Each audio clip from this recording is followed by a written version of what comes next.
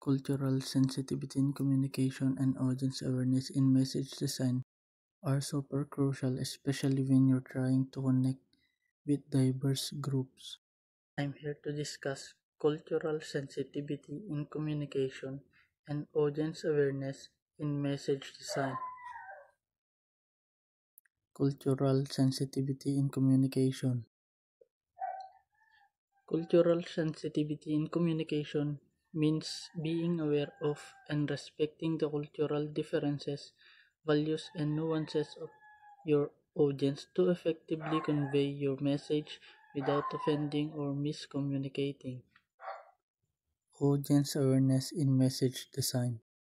Audience awareness in message design means understanding and considering the needs, interests, level of understanding, and preferences of your target audience to tailor your message effectively and engage them meaningfully. Cultural sensitivity 1. Know your audience, understand their values, norms, and beliefs to avoid miscommunication or offense. 2.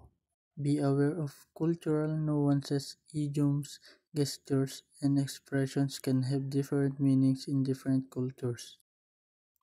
3. Use inclusive language. Avoid language that might be seen as discriminatory, exclusive. Audience awareness 1. Tailor your message. Consider the audience needs, interests, and level of understanding. 2. Use clear and concise language. Avoid jargon or technical terms that might confuse your audience. 3. Be mindful of tone and style. Adapt your tone and style to resonate with your audience. Message design. Consider the medium. Choose the right channel for your message, whether it's social media, email, or in-person communication. 2. Use visuals wisely. Image, videos, and graphics can enhance your message, but ensure they're culturally relevant and respectful.